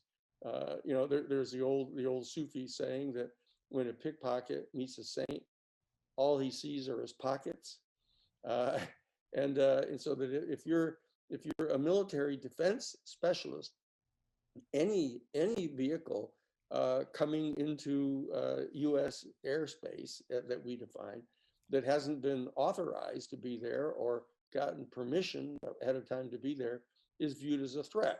That's just how they perceive things. In Lou Elizondo, the fellow who had been the head of the secret space program in the UFO investigation division of the Pentagon, has been quoted as saying, "Look, as a defense specialist, I have to kind of perceive this phenomenon as a potential threat. But if I take off my military hat and think of this just as a human being, it strikes me that this presents this extraordinary opportunity for our human family." I've been retained as legal counsel by Lou Elizondo, that he resigned from the United States Defense Department more or less in protest over the fact that people were not taking this seriously for some reason. He couldn't quite figure it out. That with all of these vehicles flying around, he had come to discover that that UFOs have actually appeared over the top of U.S. and Minutemen missile silos, where you have a dozen nuclear missiles poised to be fired at the Soviet Union or China at any given moment, and the vehicles have turned off the nuclear missiles, rendered them useless, so they could not be used, but allowed them to be then turned back on after a brief demonstration of the capacity of the UFOs. They have, in fact, and so that you can see from the narrow perspective of the Defense Department how they become somewhat anxious over the fact that there is this display of technology that dwarfs their supposed superior firepower. That's a point that Nick brought out just in the recent discussion we had here, that was brought up by one of the Congress people, that if they heard about this to these people that giving the presentation, right, Nick, and they said they had not heard that nuclear warheads were shut off. Isn't that correct? Yes. I mean, clearly we're in a situation here where if you look at what happened on Tuesday, if that's being truthful about the situation, DOD is acting as if all this started in 2004.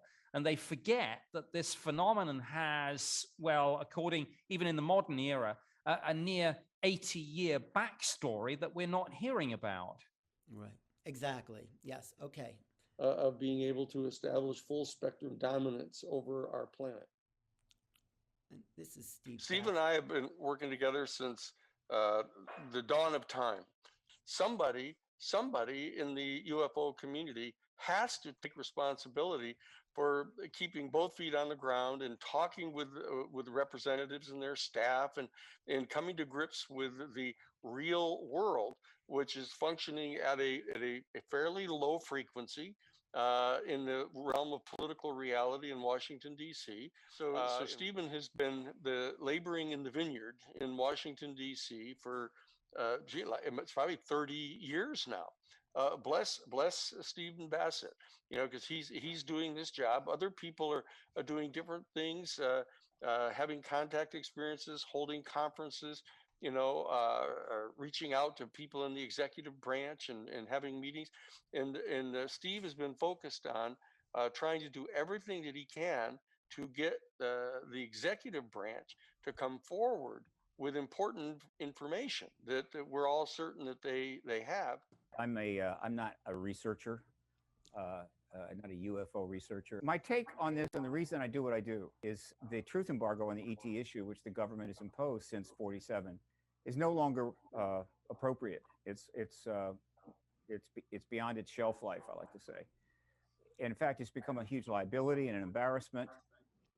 And it's also denying the human race an extraordinary opportunity to rethink its relationship between each other and with the planet. The pressure on the environment is massive. The wars that we've conducted have been huge. The weapons have gotten bigger and more dangerous. So now we're all walking on eggshells with swords hanging over our heads, constantly thinking about crises and so forth, and we're not solving problems at all. This is a recipe for an incredibly bad 21st century. The government's refusal to allow the world's people to know they're not alone, to know that they are engaged now by other being civilizations, is preventing that reassessment, that worldview change. That's going to be June 2nd. Danny Sheehan and Steve Bassett, and they're going to go as deep as they can into the politics of disclosure and what we can hope to see over the next few years. Now, on the next episode, which is actually the third episode, June 9th, we're going to have Carolyn Cory talk about her movie. I guarantee 1,000% that advanced civilizations have a technology. They know how to transport themselves from point A to point B faster than the speed of light. Boom, through these nodes, these points within space, these coordinates. These stairs in the sky, you're saying. Exactly. And so on the show that we're going to do June 9th, you have David Mason and you have Travis Taylor, star of history. I would like to go deeper into the discussion about reformulating what the universe is really like. I mean, is that something you think these guys can do or take a stab at? Yeah, absolutely. I mean, that's the idea. That's why I recommended that you have those two guys, because they will give even more technical detail, because the scientists are going to be able to explain more the possible dynamics and mechanics from a light bending perspective or from a magnetic field kind of concentration. So it's going to be fascinating to get into that conversation. She did a movie called A Tear in the Sky, which is to prove the science of the UFO existence, that there really is these magnetic fields and these doorways that they have opened. The Tear in the Sky is a portal that she found. Travis Taylor's in that movie. He's going to be joining us on June 9th. He's also the star of The Secrets of Skinwalker Ranch. Dr. Travis Taylor. As an astrophysicist, aerospace engineer, and an optical scientist with over 30 years of experience working with NASA and the Department of Defense, I've always been intensely curious about the unknowns in the universe. So in 2021, when our own government acknowledged that unidentified aerial phenomena, or UAPs, are real,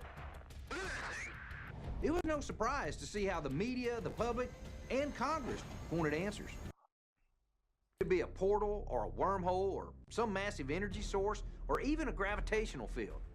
Those sound like far-off ideas to me, but we know that there's something strange going on up there, and we need to get more data to determine what it is.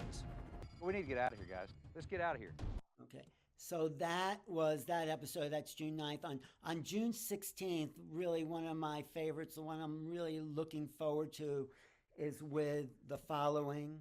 We have Whitley Strieber there coming up, who wrote the book Communion. And Whitley really gave us the face of E.T.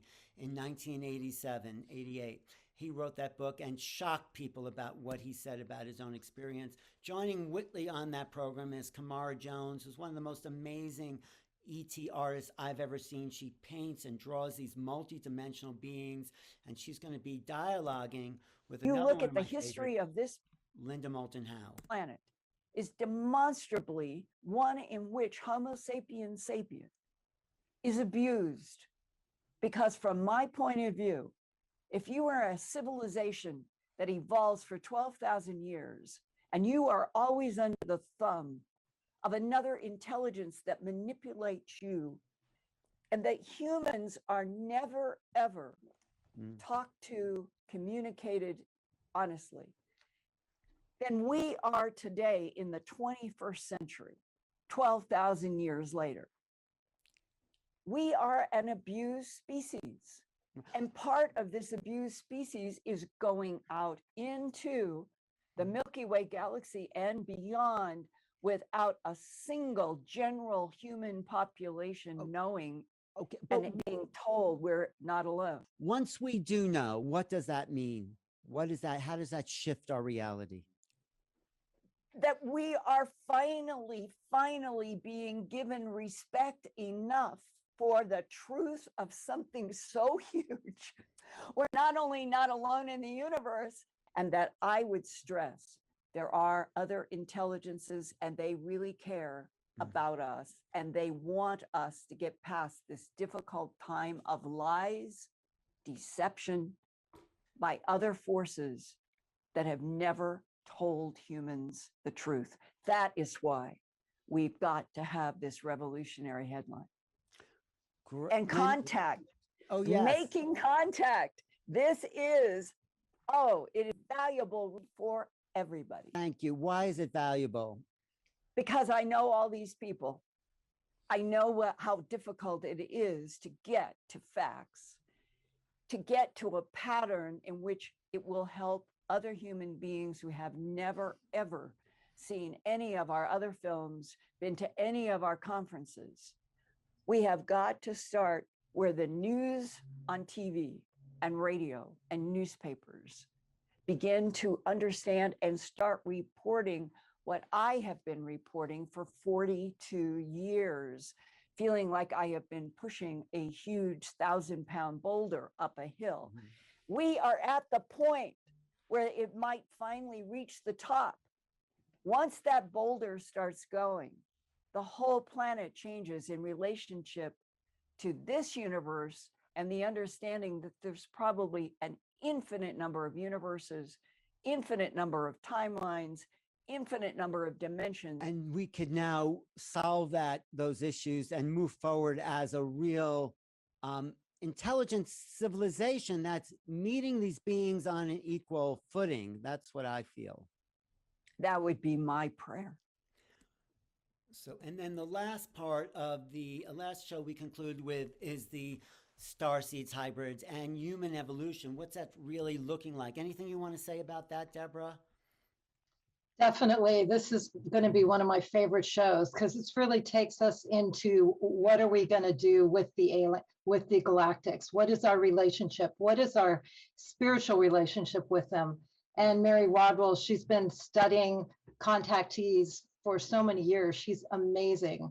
And she's going to give a lot of documentation of starseeds, especially the children that are coming in now that are connected. Adam Apollo, who claims himself as a starseed, is highly intelligent and understands all the alien races and who we are as starseeds that have come here to help this planet at this point. Right. And then one of my favorite new discoveries is Marina Seren. If you just look at her, she looks like she's from someplace else. She's very smart and very in touch. And she says she's coming into some conflict with what the gray aliens want to do with humans and with the hybrid sort of manufacturing. So she'll talk about her story of what it's like and some of the hardships she's had being a starseed. So that will conclude the series on June 23rd, of course. And this is, if you just go to this QR code, you can register there for the whole series. And we'll get back to that QR code. But so here we have the layout of the whole thing from Nick Pope, hardware, disclosure, and the Hurtak's interdimensionality. But I want to bring it all together into like a kind of cohesive understanding of our human future, because this is really what the theme is. This is why Deborah's so excited, because she's been about ascension, about transformation. So I'll ask you, Nick, what does the future look like? It can't go on like this cat and mouse game of a little bit here, no, nothing. It's been happening for 75, 80 years. The jig is up, I think, isn't it? Well, as you say, it has been going on 75 or 80 years. And the pessimistic view is that it might continue to go on. But you know what? I suspect that this is an events-led field. And that's, in one sense, the great thing about this. You never know what suddenly and unexpectedly is going to burst upon us, hopefully in a good way, from out of left field. So we should never forget that it's events that drive this forward. So yes, we should all continue to research and investigate and lobby and things like that. But at the end of the day, a lot of this is out of our hands. It'll either happen or it won't. And I don't know how and what form it's going to take, but something, eventually every race comes to the finish line. Something will push us over that line. But isn't something different now than it was, let's say, in 1969 when Project Blue? There's talk about what is different in this era. Well, I would say two things, maybe three things. Firstly, the technology. James Webb, Square Kilometer Array, the Deep Space Network, et cetera, et cetera. Secondly, the internet and social media connects us all far more. No longer does something happen and you read about it a month later. The other thing, maybe the most important thing of all, the will has changed. People are now deciding. We have citizen scientists and citizen journalists, and I think people are not prepared anymore to just wait for the government to give them something. The view has flipped. Let's go and get it ourselves. Right. And thank you, Nick. And Doctors Hurtak, how does this look like it's going to unfold? Because you're already in the camp that has made contact on some level, and you're. Well, we've heard actually the voices have been recorded from pilots of the ET speaking in at least 3 different languages. This information ultimately will be released. It's not a surprise to us that contact is much closer, but contact means, as your book suggests, we must raise our consciousness and realize we're multidimensional beings. Our consciousness is local and non-local, as the Stanford Research Institute studies have shown. And so we are facing a brave new world, but that requires a sense of responsibility, a sense of balance between that part of the psyche that was traditionally spiritual / multidimensional, and that part of the psyche which was dominant scientific, or realm of, should we say, reductionistic science. So we see a marriage taking place with great writers like David in the Old Testament tells us in Psalm 51, there has to be a new spirit, a willing spirit, i.e. what Nick has just said, and a Holy Spirit coming together. This triple power was recognized by the great thinkers of East, West, North, and South. When we begin to see all of the disciplines involved with the new image of humanity as a collective, and we can move through the collective consciousness. Right, and I just want to add, what Linda Moulton Howe also talks about is it sometimes having a contact with these extraterrestrials is not like you can sit down over coffee. Some of them are so advanced that it's a whole new technology. And I believe it, and I write about it in your book, Alan, that, contact is there and many people are having it and not even aware of it. And so that's extremely important as well. And I think that scares the pants off of the government. One, they have no control over it. Two, that people are having downloads, as I call it, or information from this. Technology is advancing on different levels. Dr. Hurtak's book, Keys of Enoch, actually mentions that 2004. Mentions the year 2004 as a key breaking point, but also that 64 areas of science would advance. So we can make contact, because we can't be primitives, driving horse and buggies, so to speak, and then contact with extraterrestrials. We've got to do it on a closer to peer level. And I think that's what they're waiting for, and a peaceful level as well. Well, that's what I said I wrote this book as a collection, as a compilation of essays by people like Nick Pope and the Hurtaks and Whitley Strieber, Linda Moulton Howe, Grant Cameron, John Mack. There's an essay that previously unpublished, because nobody has the whole perspective. And I think that's the problem with government. Nick, don't you? How do they explain something they don't understand? There's so many multiple facets, not just to the craft, but to the beings and people's experiences. Is that part of the problem that, the MOD had and what you think U.S. government's having? Well, I'm tempted to say that's one of many problems that government has. It's certainly one of them for sure. Right. So where do we go from here? I think we have to lay it all out on the table, petition government, and that's why we're having Danny Sheehan and Steve Bassett on, because they are inside as much as anyone to push these people to open up the files. Let's see the bodies. Let's see the craft. And as a civilization, not just U.S., but a planetary civilization, to make sense of this. And like the subtitle of the book says, preparing for the new realities of extraterrestrial existence. And that's one more question I had. You had a question, Deborah? Yeah. Well, I just wanted to say, I want to address the cosmic awakening. Yeah. Because I feel like the galactics are here at this time because Earth is going through a planetary ascension. This is a quickening that's happening. It's a raising of consciousness, and they are waiting for humanity to evolve and wake up so we can participate in the galactic universe with the Galactic Federation. This is all part of an evolution. Now, they can't come in and fix us and make us awaken. They can support us, they can be there, but it's us raising our consciousness, raising our frequency, raising our ability to not wage war, but to wage love and operate at a whole new level. So this is all part of a quickening and awakening that's happening now. And this is what our series is about, and we're here to communicate with. So that's why I love having you here. Besides all the other incredible stuff you do behind the scenes. We're going into Homo Galacticus. Yeah, we're going to be changing our consciousness, and it's going to be shocking, I think. I mean, I've seen vehicles, and, as logical as you can say, oh, I know that they exist, it's a shock. And the energy is very, very different from just, what you run by a car somewhere. But we have to go to a global commons through a university without walls approach. Well, that's and my here the point work is of that all of the great minds and poets and musicians are all part of the new Renaissance.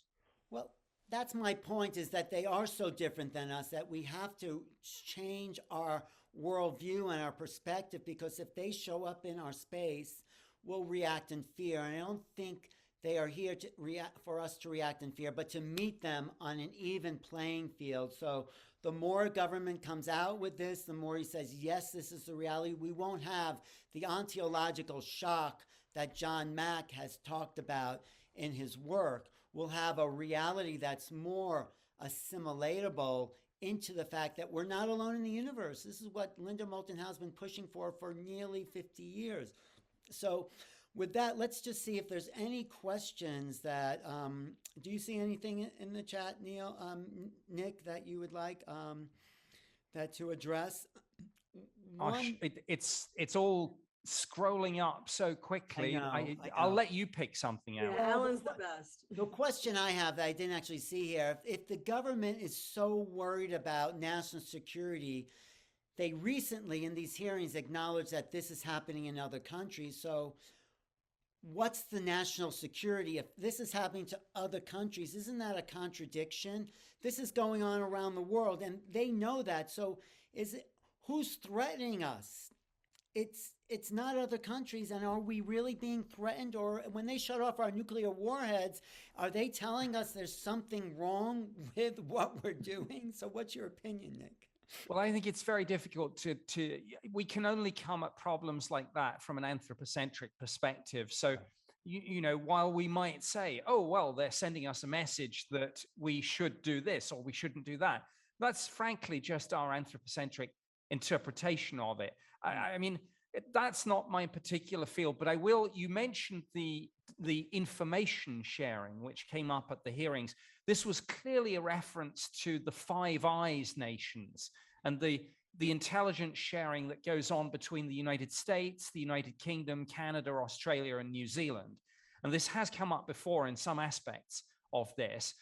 So we know that there's intelligence sharing on this issue to some extent. And I think both Moultrie and Bray did say we are giving some information to allies and we are receiving some information from allies. What they didn't say, but they certainly implied, is that they are, you know, attempting to leverage information out of adversaries through all the usual spying means. Right. Well, that's one perspective. I think if this is happening around the world, there's no national security threat to us in particular but I think something else is a threat, the fact that the vibration of the world is changing and those that want to keep it at a lower level will have to give up their power.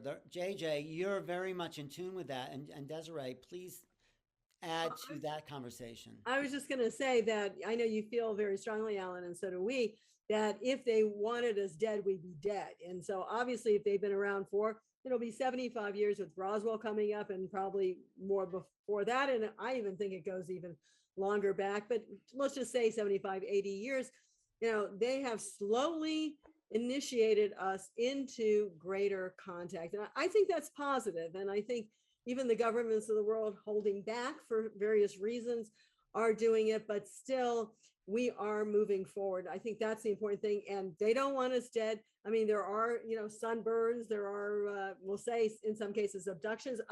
That's one of the things that Credo and we talked about a lot. There's not just one intelligence out there. I want to make sure that's very clear. I think it is for most of the people here, but there are different agendas for different intelligences. And that's an important reality to realize. And I think that's also really, you know, given a big problem to the government, because you can't just come out and say, oh yeah, these guys from the Pleiades or from Arcturus that are here visiting occasionally. The ancient Greek and Hebrew philosophers spoke of the psyche or psyche, the Hebrew word nephesh, the inner soul. That seems to be the, should we say, the theme behind the external phenomena that Linda and others have looked at. And we, in combination with leaders throughout the world, both in government as well as of the major religions, have, so we say, brought us into a realization that there is a gathering of the nations. Right. And maybe Linda will say this in your program, but she says that some of these other extraterrestrial intelligence, usually those that are quite different from ours, are intrigued by our soul, by our emotions, by our love, by our abilities, and that they don't have that. They're more clone-like intelligences. And of course, a clone intelligence can still have emotions, but these guys are less, you know, vibrational than we are. So there's this whole gamut. And I think that is a real problem, but also we seem to be surviving and growing. And I think contact is, I think, inevitable in the next, I would even say 5 to 10 I think it's inevitable too. I'll read just one question because there's so many by Susan Terry. How can we collaborate and shed a bright light that breaks through the media propaganda and shakes up the world? Is it possible there will be a split in dimensional levels of consciousness? I think we're seeing that, but what do you say, JJ? We need more people like Foster Grant and yourself. Foster Gamble. Yeah.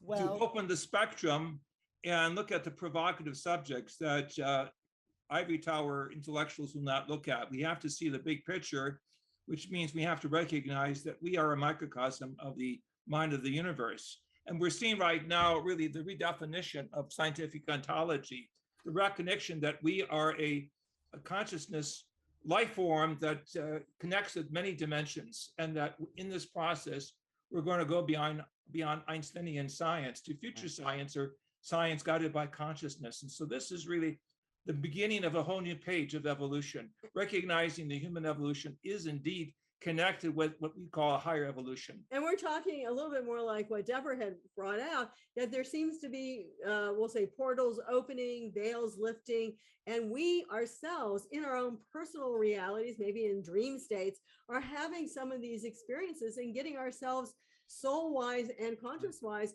prepared for contact. Right. Okay. Just one more. We're going to wrap up soon. I just wanted one more question to Nick, and thank you so much for being here for 2 hours with us and more, Nick. In your book, in the chapter you wrote for Making Contact, at the end you talk about the future of space and space travel, and you're very much grounded in this world. So can you just reiterate what your vision of our future and space is? Sure. Well, it's not that we want to go out into space and among the stars. It's that we must, because eventually, the sun will expand and the Earth will be burnt to a crisp, and we could migrate further out into the solar system. But ultimately, humanity must travel to the stars to survive, to explore, to grow, etc. And I'm glad that this is now being wrested away out of the grip of government. And so we see people like Elon Musk and Jeff Bezos and Richard Branson and Yuri Milner basically saying we're going to take the space program out of the hands of government, and we're going to do our own thing. And more will follow it. It will be exactly like the early days of flight. Eventually, in the early days, a few people were doing it, and then there were, and then eventually there's a democratization of it, and eventually getting on a plane is something we do sort of routinely. So we're going to see that, and I don't know what we'll find out there. I think we've all got our ideas. Some have maybe seen glimpses, but the technology is coming. If you look even at the ATIP contract, you'll see that as part of that, they were studying everything that's needed maybe to get us there: anti-gravity, warp drive, wormholes, stargates.